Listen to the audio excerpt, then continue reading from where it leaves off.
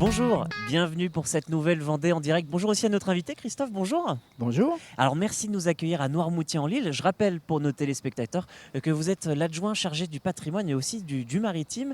Euh, je voudrais savoir avec vous, là on se retrouve donc au pied des remparts du château pour parler tout simplement de ce nouveau label que vous avez obtenu, ce label de petite cité de caractère. Vous venez de rejoindre donc cette association. Pourquoi c'est important pour vous de rejoindre l'association? C'est pour nous la marque d'une reconnaissance que l'on a souhaité, hein, puisque pour rejoindre cette association, on a fait une candidature et qu'on a eu l'honneur d'être reçu. Et cette candidature et ce label que délivre le Petite Cité de Caractère, ça correspond à nos objectifs de mettre en valeur le patrimoine bâti et immatériel de Noirmoutier. À savoir d'ailleurs que vous rejoignez d'autres villes, hein, puisqu'il y a par exemple Mouchamp en Vendée, il y en a toute une liste, hein. Je vous invite à rejoindre le site de Petite Cité de Caractère pour les retrouver. Ça permet de nombreuses choses.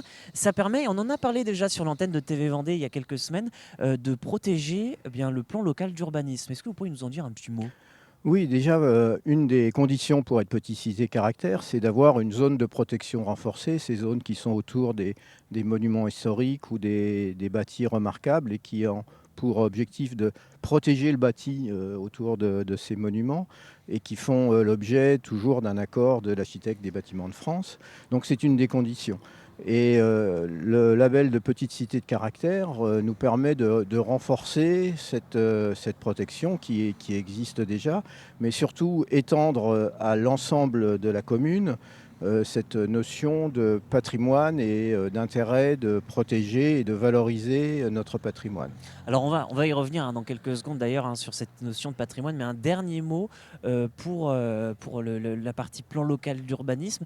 Ça permet aussi d'éviter peut-être des projets immobiliers qui auraient pu mettre en péril ce patrimoine.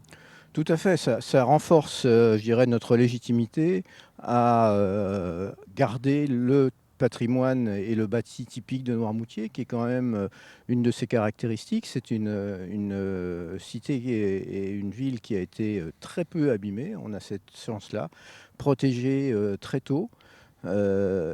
Aujourd'hui, il est clair que on ne veut plus d'immeubles, hein, on ne veut plus de choses comme ça. C'est ce qui est notre caractéristique du typique noirmoutrin. Et ce label de petite cité de caractère nous renforce dans cette légitimité à garder ce bâti typique noirmoutrin sur l'ensemble de la commune. Alors on le rappelle, hein, pour nos téléspectateurs, ça n'a pas de portée juridique, hein, cette décision. C'est plus un soutien, on peut le dire, hein. C'est un soutien, oui, c'est une reconnaissance, hein, c'est ça, je dirais, le fond de ce délivre, De cette délivrance, de oui. cette délivrance de label. Pour avoir ce label, il faut répondre à un certain nombre de caractères, de caractéristiques. On a fait un dossier important, on l'a défendu, et donc ça nous permet de justifier nos actions de protection du patrimoine sur l'ensemble de la commune. Et le patrimoine, il est vaste à Noirmoutier. Alors, Là, on se retrouve, on le disait, devant le château. Il y bien a sûr. aussi un fort, il y a l'Étier qui est derrière nous. Et puis, il y a ces deux hôtels particuliers qui se font face, dont un est en travaux d'ailleurs actuellement. Donc C'est important à dire tout ça. c'est important à dire. On connaît Noirmoutier, je dirais, pour son patrimoine que je dirais touristique, hein, qui est la création de la station balnéaire à la fin du 19e siècle, Début avec 20e, oui. le célèbre Bois de la Chaise, avec l'arrivée du train à Pornic, la création de la liaison entre Pornic et la plage des Dames. C'est une image que tout le monde a de Noirmoutier. Et ce patrimoine du fin 19e, début 20e est beaucoup plus connu que l'époque antérieure, le siècle d'avant, où ça a été le siècle du développement des marchands, de la richesse de Noirmoutier, avec en particulier la création de tous les polders, la famille Jacobsen qui est venue, je dirais, développer les polders et les marais salants, Mhm. et qui a amené la construction de l'hôtel Jacobsen que l'on a derrière Oui, nous. hein, pour vous le Celui-là, situer, il voilà, est juste là, il là. est juste derrière nous. Voilà. Mhm. L'hôtel Boucheron, qui est aujourd'hui un hôtel de tourisme, qui est en travaux de rénovation actuellement, Mhm. mais aussi un certain nombre d'hôtels particuliers construits par les riches négociants qui se sont installés au 18e et qui ont construit un bâti magnifique qui est peu connu et peu mis en valeur aujourd'hui. Et alors justement, qu'est-ce que vous voulez mettre en valeur en plus de ces hôtels particuliers? Beh, tout ce bâti, je dirais les quartiers, typiques. On a en face de nous, le quartier de Banzo, hein, qui était le quartier des capitaines, de navires, hein, puisque le développement maritime était un développement marchand, hein. Le port patrimonial de Noirmoutier était un port de commerce, hein, il faut bien imaginer ça et je dirais, tout ça peut être mis en avant avec, une lecture touristique différente de celle d'aujourd'hui, d'un parcours patrimonial que l'on peut créer dans la ville et aux alentours pour faire connaître au tourisme et aux touristes hors saison un certain nombre d'intérêts qui ne sont pas suffisamment mis en valeur aujourd'hui. Puis vous le disiez, ça va permettre aussi aux particuliers de protéger leur propre bâti. Bien sûr, cette labellisation et cette volonté est aussi une ouverture pour la commune qui est propriétaire d'un bâti patrimonial important, mais aussi pour les particuliers, d'accéder à des aides, à des soutiens pour la mise en valeur d'un certain nombre d'éléments patrimoniaux en leur possession. Mmh.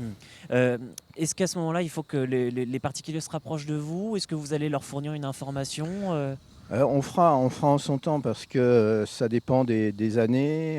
Il y a beaucoup d'organismes qui sont, je dirais, en capacité d'offrir des aides et on fera cette petite synthèse et qu'on communiquera, je dirais, aux particuliers et pour, je dirais, les inciter à développer des travaux d'amélioration.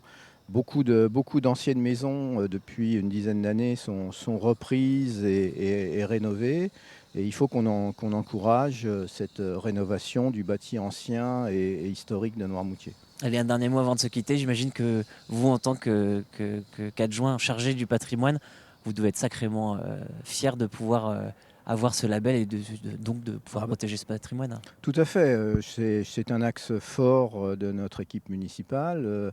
On n'a pas cité le fort Saint-Pierre qui est aussi, Mmh. un bâti, qui appartient à la commune et qui est en rénovation avec le soutien de la Fondation du patrimoine. Donc tous ces éléments-là montrent l'intérêt que l'on a et puis le fort Saint-Pierre, bah, c'est la synthèse du patrimoine et du nautisme et c'est un projet auquel je suis particulièrement attaché.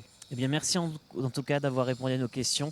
En tout cas, la Vendée en direct se finit pour aujourd'hui, mais on revient très vite avec une nouvelle émission et on se quitte sur ces belles images du château de Noirmoutier en Lille. Au revoir. Au revoir, merci.